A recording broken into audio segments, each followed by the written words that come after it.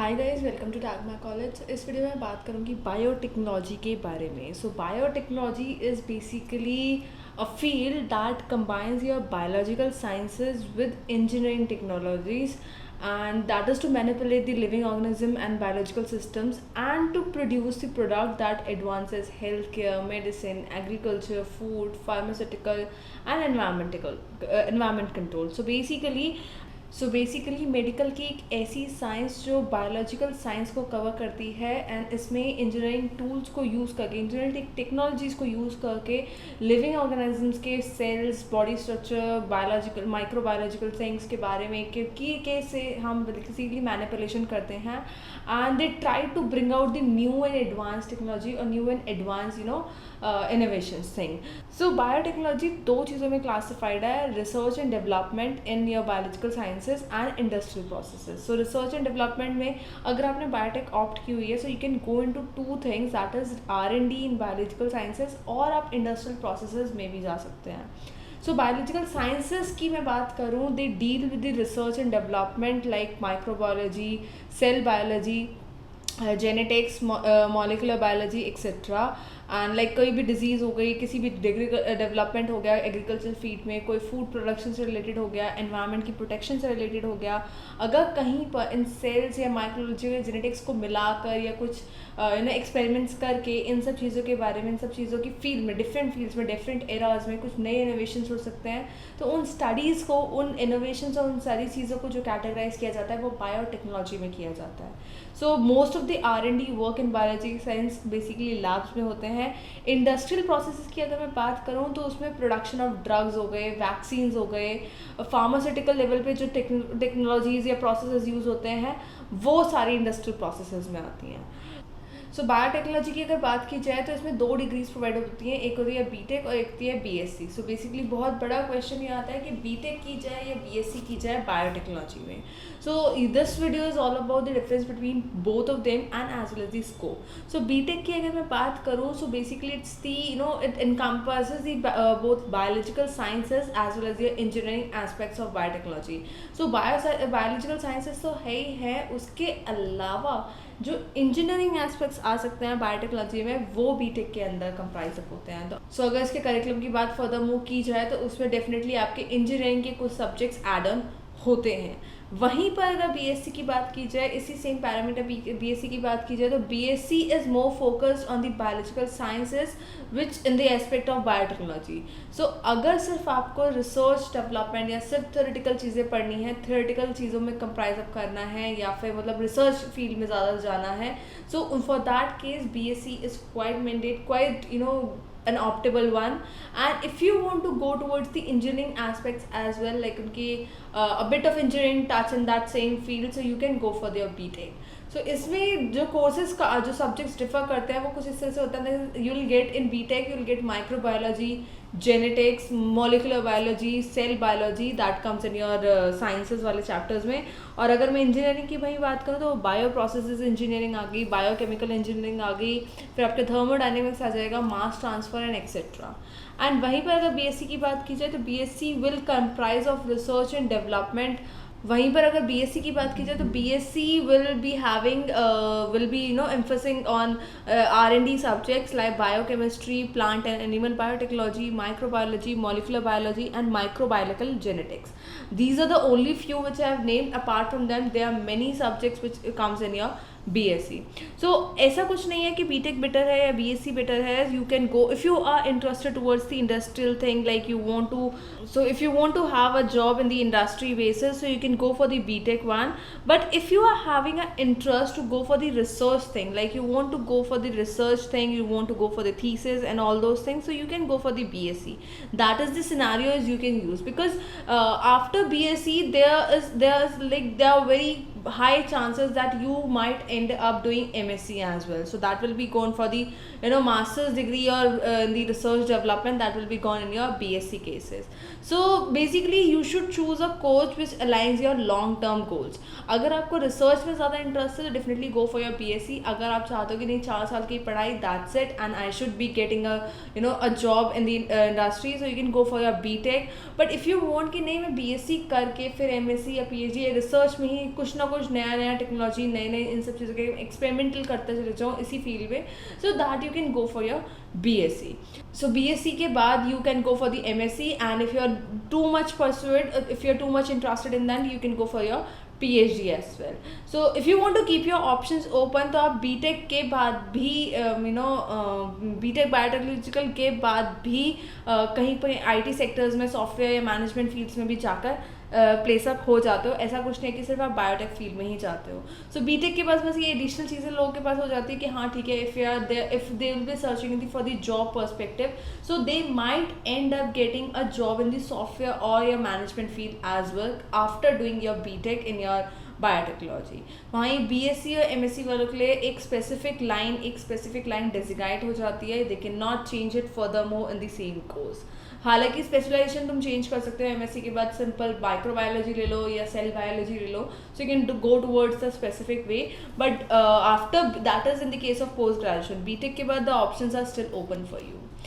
वहीं पर अगर स्कोप की बात की जाए, जॉब स्कोप की, तो एज आई टोल्ड कि after BTech biotech you can go or you can try the other sectors as well, but after BSc or MSc the branch or the sector gets comprises in the one itself. So बहुत सारी pharmaceutical companies होती है, research labs होते हैं, institutions हो जाएंगे. In fact उसके बाद many students plan to go for your abroad studies to pursue their masters or doctorate studies in biotechnology or the aligned fields. Even some students do shift towards MBA and enter the world of your business, finance and banking, as their engineering background gives them the required quant skill to excel in these sectors. In fact, यही नहीं, बहुत सारे students software की तरफ भी inclined up हो जाते हैं जब उनकी ऑन कैंपस प्लेसमेंट्स होती हैं. So talking about those on campus placements जो बायोटेक्नोलॉजी फील्ड में थोड़ी कम होती हैं. नंबर ऑफ जी jobs are quite less as compare to the other sectors which get higher number of jobs. So basically the core companies hire such students from the universities itself, and there might be a chance that आप अपना sector, अपना field, अपनी ये specialization बदल भी सकते हो. Like you can try the other sectors as well. In fact, the simple I would like to quote in this way is that biotechnology is a field which is highly research oriented, vast and diverse. So it's basically mandate, it's highly recommend basically that students अपनी masters के लिए या graduates के लिए अगर जाते हैं तो वो बायोटेक्नोलॉजी फील्ड या बायोमेडिकल साइंसेज या बायोलॉजिकल साइंसेज इन सब चीज़ों में जा सकते हैं. That is very very very best for them. So this was the all about the scope of your BTech. अगर मैं BSc की बात करूँ तो BSc में if you are a BSc student in biotechnology, so basically आप MSc plan up करो अपनी हायर रिकमेंडेशन है ये तो ठीक है. एंड MSc आप ऐसी फील्ड में प्लान अप करो सी BSc जो होगी वो आपकी बहुत सारी जेनरिक फॉर्म में होगी. Like all the subjects will be open to you, but MSc you can go for the 1 or 2 subjects in a mainstream and then you can continue your research. हालांकि BSc के बाद अगर BSc graduate होता है तो उसके बाद number of jobs जो होती है वो बहुत कम होती हैं. तो ज़्यादातर यही होता है कि स्टूडेंट्स जो हैं वो MSc अपनी बायोटेक में या किसी भी स्पेशलाइज्ड डिसिप्लिन में फॉलो अप कर लेते हैं. और अगर मैं MSc की बात करूँ तो इंडिया में बहुत सारे ऐसे कॉलेजेस हैं, लाइक JNU हो गया, DU हो गया, TIFR हो गया, IITs हो गए, ये सारे MSc प्रोवाइड अप कराते हैं, MSc प्रोग्राम्स प्रोवाइड अप कराते हैं. एंड इस MSc डिग्री के बाद you can go towards research lab, or even you can go for your industries and as a research assistant or something like that. Because MSc graduate के बाद your package will be a less higher than your BSc. But since India is a developing country and it is like having an MSc degree is still not enough in this field, so most MSc students pursue their PhD as well in their biotechnology or their related field to get a good job. So PhD degree will basically give you ability to start your own research lab, a professor बन जाओ, head of the department बन जाता है किसी university में.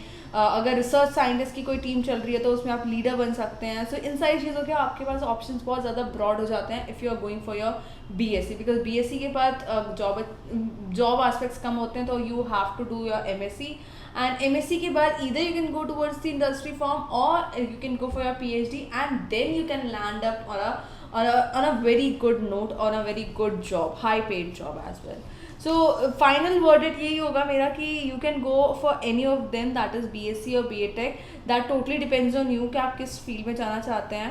If you are passionate about proving the quality of people's life, तो like you can go for the research, and this field is basically very perfect for you because biotechnology is still a developing field in India. So कुछ students को starting में limited opportunities का जो blunder है वो face करना पड़ जाएगा, but by the time if you're doing it from a very reputed college, from your renowned college, India's government college, तो definitely you'll land upon a very good note. ठीक है.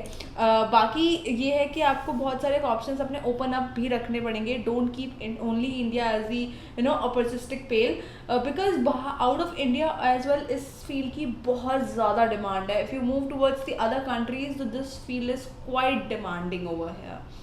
वहीं पर अगर मैं बात करूँ कंपनीज़ की या फार्मास्यूटिकल्स की, ऐसी जो इन लोगों को मतलब हायर अप करती है, रिसर्च के लिए अच्छी रहती हैं. फार्मास्यूटिकल में आती है Biocon, IFGL, Biocentrics limited, then comes your Orbis medical, then comes your Reliance Life Sciences, Dr. Reddy's Labs, Cipla, Jubilant, Ranbaxy, Industry, etc. So these are the pharmaceutical companies which hire people from this field. और वहीं पर अगर university और research institutes की बात करूँ कि अगर आप रिसर्च में जाना चाहते हो, इनफैक्ट रिसर्च के अंदर भी, इन यूनिवर्सिटीज़ के अंदर भी you can get a very good package और get placed within these universities as a professor और something like that. So you can go. So some of them are like IAS, JNU, IIT, CCM. CCMB is basically Center of Cell Molecular Biology. Then comes your CISR, that is the Council for Scientific and Industrial Research. Then is your Jawaharlal Nehru Center for Advanced Scientific Research, and followed by your like NCBS, that is National Center for Biological Sciences. CISR is your Institute of Genomics and Integrative Biology. And then comes your NBRC. NBRC is basically National Brain Research Center. NERE है आपका National Environmental Engineering Research Institute. NCL is National Chemical Laboratory. So बहुत सारे हैं. Rajiv Gandhi Center for Biotechnology, Institute for Microbiological Technology. And apart from that, there are numerous research institute for which you can go for, because this field is very new, like अभी developing है. So you can get many opportunities in this field. अगर आप किसी renowned college से करते हो, किसी reputed government college से करते हो, definitely you'll be having a very good thing in your hand. So this was all for the video. It was all about the biotechnology, because some of them ask you what is the difference between BTech biotechnology and BSc biotechnology. So I've just explained the difference between both of them. And guys, इसके अलावा अगर आपको कोई भी doubt है, you can call our experts. So what you need to do is that you just need to fill out this form. मैं form description में बता दूंगी, link आपको description में दे दूंगी. इस link पे जाओ, वहाँ पर form होगा, अपनी 3-4 एंट्रीज पूछी जाएंगी, वो डालो, and definitely will get a call back from us. In case you don't receive a call back very soon, so you can call our number, you can call at our number as well. Website से आपको number मिल जाएगा, सो you can कॉल अस एंड गेट योर क्वेरीज रिजॉल्व. So apart from that, thank you for watching the video guys. To know more about our updates, please do not forget to subscribe, because मैं बहुत सारी videos लाने वाली हूँ इसी फील्ड से रिलेटेड, कि बहुत सारी होंगी, ऑप्टोमेट्री से रिलेटेड होंगी, अगर आपको फार्मेसी की तरफ जाना है तो उससे रिलेटेड होंगी. So do not forget to subscribe. And yes, if you have any query, like if you are writing down the comments below, and if you fail to reply them back, so definitely just call us back and ask your queries and tell us your suggestions. So thank you for watching the video guys. Bye bye, take care.